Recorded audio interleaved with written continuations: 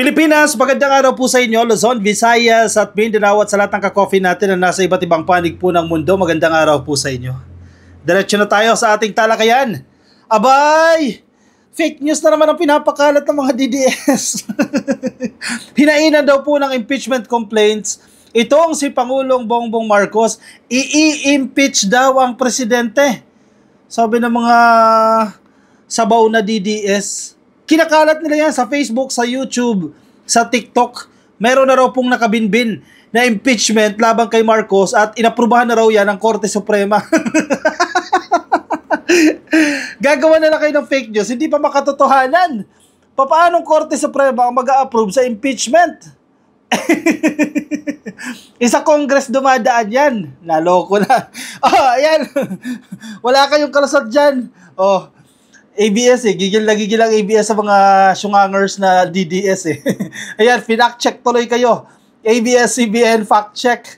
Pinapakalat nyo sa social media. May sampang impeachment laban kay PBBM. At si Sara Duterte daw, yung nag-file ditong impeachment laban kay PBBM. Ayusin nyo naman yung kaka-fake news ninyo. Sana yung malapit naman sa katotohanan para paniniwalaan kayo. Wala na talaga kayong laban dyan. Kaya nagre-resort na kayo sa fake news. Kasi kahit yung totoong buhay, hindi nyo kayang maidepensa. Yung mga argumento ninyo, hindi lumulusot. Kaya sige, mag-resort na kayo sa fake news. Sinong nagpopondo dyan sa fake news na yan?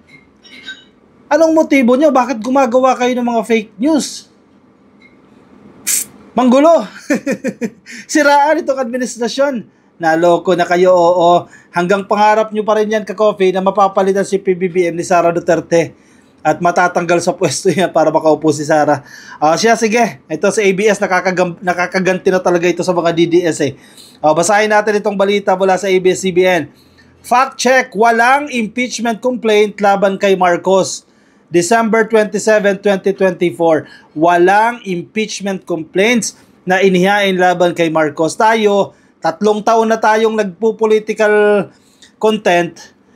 Monitored natin yan bawat nangyayari sa Kongreso, sa Executive, nakamonitor tayo. So kung meron agad mag-file ng impeachment complaints laban sa presidente o kahit na sino man, nandito sa atin dyan, updated tayo dyan. Pero wala tayong narinig na grupo ng mga pare, diba, ng civic leaders na nag-file ng impeachment laban kay PBBM. Huwag tayo magpapabudol kasi minsan nagre-react tayo nadadala tayo ng emosyon dahil sa mga fake news na yan Kaya suriin natin, kapag may nakita tayo, spot natin, totoo ba yan? O baka fake lang yan, nagawa ng mga DDS. Suriin nyo, para hindi agad kayo nagre-react. Yung iba kasi sa atin, nadadala ng emosyon, magre-react, magagalit, makikipag-away sa comment section, only to find out, peke pala, yung nakita ninyong material. Kaya ingat kayo, ka-coffee, sa mga content na baka peke. Yan yung mga unnecessary reaction Nagdudulot kasi ng unnecessary reactions itong mga fake news. Mamaya high blood ka, di ba? Inatake ka pa dahil nag-react ka doon sa fake news. Kaya pag nakita nyo mukhang fake news, skip nyo na agad yan. Angat na agad, scroll up na kayo agad dyan. Hindi totoong naghain ng impeachment complaint si Vice Presidente Sara Duterte o sino man laban kay Pangulong Ferdinand Bongbong Marcos Jr. Hindi rin totoong inaprubahan at inaksyonan na ito ng Korte Suprema. Di ba nakakatawa? Paano Korte Suprema ang mag-a-approve sa impeachment? Paano Korte Suprema ang a-aksyon sa impeachment? Sa Kongreso yan. Di ba? Puproseso muna yan sa House of Representatives. Sa impeachment trial, sa Senado ginagawa yan, hindi sa Korte Suprema. As contrary sa mga regular cases na sa Korte dinidinig. Sa mga post na kumakalat sa YouTube, Facebook at TikTok, sinasabing mayroong impeachment complaint na inihain laban kay Marcos na tinawag nilang Kuting Jr. Ayan. Sino ba yung mahilig magsabi ng Kuting Jr. dyan? Parang may kilala ako Mahilig magsabi nitong Kuting. Term nila yan Yung paggamit ng Kuting. Bakit takot kayo? Bakit pseudonym ang ginagamit ninyo? Bakit Palaya o bakit Kuting Jr. ang gamitin ninyo? Ayaw nyo gamitin yung totoong pangalan kung hindi kayo takot makasuhan. Kasi kung totoo naman yung sinasabi nyo, bakit kayo matatakot? O bakit nagtatago kayo sa Kuting Jr. na pangalan? Pangalanan ninyo, diretsahin ninyo. Alam nyo kung bakit ninyo ginagawa yan? Makakasuhan kayo. Pag nakasuhan kayo, hihingi kayo ng tulong. Magsusorry kayo. hihingi ng paumanhin, patawarin, i-cancel nyo na po yung kaso. Nako, tugtugin nyo. Hindi tinukoy kung sino ang naghain ng reklamo sa ilang posts. Sa ilang posts. Sa marami kasi, nagkalat eh. Habang sa iba naman ay sinasabing inihain ito ni Duterte. Pare-pares pa yung mga post. Mukhang iisa yung nagpupondo ah. Sino yung nagpupondo para magpakalat ng fake news para sirain itong administrasyon? Bukod pa rito, sinasabi ng ilang post na di umano'y inaprubahan at sinimulan na ng imbestigahan o pag-aralan ng Korte Suprema ang naturang reklamo na layong patalsikin si Marcos dahil sa katiwalian, pang-aabuso ng kapangyarihan at paglabag sa konstitusyon. O yan, may 3 valid reasons daw. May mga grounds. Wow! Lumalim ng konti eh. Kanina mababaw, nandiyan lang sa ibabaw. Biglang lumalim ng konti. O may mga binibigay pa silang grounds. Bakit daw po i-impeach si Presidente? May katiwalian daw po. Meron din daw pong pang-aabuso at merong paglabag sa konstitusyon. O sana, sinite ninyo. Anong provision sa konstitusyon yung nilabag? Diba? Ganoon naman sa impeachment complaints eh. Tulad ng ginawa kay Sara Duterte, ayun, legit yun. 3 impeachment complaints. May mga sinasite na mga provision ng ating saligang batas, provision sa konstitusyon na allegedly inilabag ni Sara Duterte. Ganoon dapat. Yung kasi totoo. Ito kasi fake. O motherhood statement. O may katiwalian, pang-aabuso, at paglabag sa konstitusyon. Hindi isa-isahin nyo kung ano yun. Diba? Basic naman yan eh. Nako, yung nag-i-sponsor sa inyo, hindi kayo ginaguide ng mainam. Pinapahamak lang kayo dyan. Dagdag pa sa ibang post, ibinunyag di umano ng ilang retiradong opisyal ng Philippine Military Academy. Nako, nandamay na naman kayo dyan. Pati mga opisyal ng PMA na damay. Ibinulgar daw po, ibinunyag ng mga retired officials ng Philippine Military Academy ang mga kahina-hinalang transaksyon at desisyon at mga irregularidad ng Administrasyong Marcos at handa umano ang ilan sa mga ito na tumistigo. Allah! Gumawa na naman kayo ng mga kwento dyan. Nandamay pa kayo ng mga opisyal ng PMA.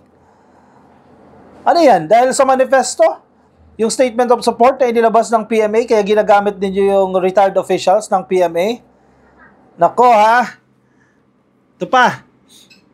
Puno ng maling impormasyon ang mga post na ito. Una, walang nakabinbing impeachment complaint. Ito na yung ABS-CBN. Remarks na ito ng ABS-CBN. Una, wala nakabinbing impeachment complaint na inihain sa Kamara laban kay Marcos. Wala ring naiulat sa media na naghain o maghahain si Duterte ng anumang impeachment complaint laban kay Marcos. Ayan ha, paglilinaw ha.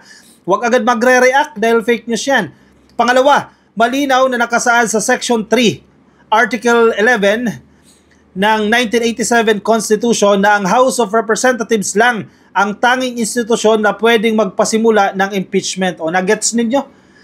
Tanging HOR lang at hindi ang Korte Suprema ang mag-i-initiate ng impeachment.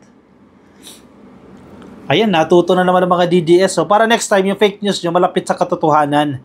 Paano nga aprobahan ng Korte Suprema yan? Hindi naman nila jurisdiction yan. Hindi nila trabaho yan. Dahil dapat HOR ang tanging institusyon. Nag-iisang institusyon na dapat mag-initiate o magpasimula nitong impeachment. Saka iaakyat po yan sa Senado para dinggin. Doon po gaganapin ang trial sa Senado. Pwedeng manggaling ang complaint mula mismo sa mga kongresista o so kahit sa sinong mamamayang may endorso ng isang miyembro ng Kamara. Ayan yung proseso. Natututo din tayo ka-coffee. Kayo din natututo. Diba? Pwede mag-file ng impeachment complaint ang isang mambabatas sa HOR. Pero kung wala sa kanila, o kahit ikaw, hindi ka congressman, hindi ka congresswoman, mag-file ka as long as na i-endorso yan ng congressman. Diba? Syempre, ang congressman, i-check niya naman yan eh. O may validity ba yan? Ipapakonsult niya yan sa kanyang abogado. O mukhang may chance ata itong impeachment complaint na yan. O bakit? Sige, supportahan natin yan. Saka uusa dyan. Pero kung ikaw, mema ka lang, tulad na itong ginagawa ng mga fake news peddlers na ito at mga fake news creators, mema lang, o sino congressman mag-i-sponsor sa inyo dyan? Diba? Kaya dinaan nyo sa Korte Suprema. Korte Suprema na ngayon tuloy. Ang mag-a-aproba. Nako, binago nyo ang konstitusyon. Gumawa kayo na sarili nyong proseso. Pangatlong dahilan, batay din sa konstitusyon, ang Senado lang ang tanging may kapangyarihan na maglitis at magpasya sa lahat ng kaso ng impeachment. Hindi ang Korte Suprema. O tumpak. Paano aaprubahan ng Korte Suprema yan?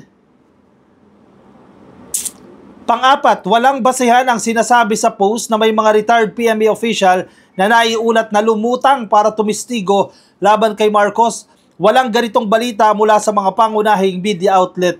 Nako, sa pool. O nabulgar kayo dyan ngayon. Nabuko kayo ngayon. Yung iba mga DDS pa naman nanonood. Actually, minsan yung iba, hindi natin masisisi.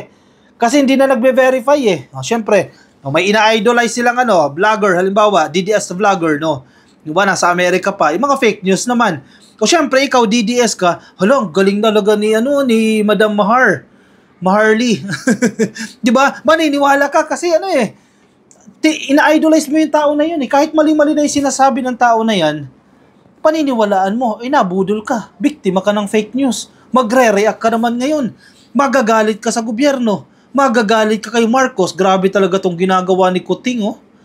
Yan ang magiging reaction mo. Kasi misinformed ka. Niloko ka ng mga sinusundan ninyong mga follower. O itong mga nagpo-post sa Facebook, nagpo-post sa TikTok, nagpo-post sa YouTube. May mga followers yan eh. O nagpapakalat ng fake news. O nabibiktima ka. May mga unnecessary reactions na ginagawa ikaw. Diba? Dahil sa fake news. Walang impeachment complaint na inihain. Laban kay PBBM. Kay Duterte, Sara, meron. 3. Diba? At next year, didinggin na yan at uusad na yan. O baka matanggal sa pwesto yan. At pag natanggal sa pwesto, away goodbye sa kanyang presidential aspirations sa 2028. O yan, totoo yan. Nasa balita yan. Ipinapakalat ang mga maling impormasyon sa gitna ng mga impeachment complaint na inihain sa Kamara laban kay Duterte. Ayan, December 2, inihain ng civil society groups at mga pamilya ng drug war victims ang unang impeachment complaint na inendorso ni Akbayan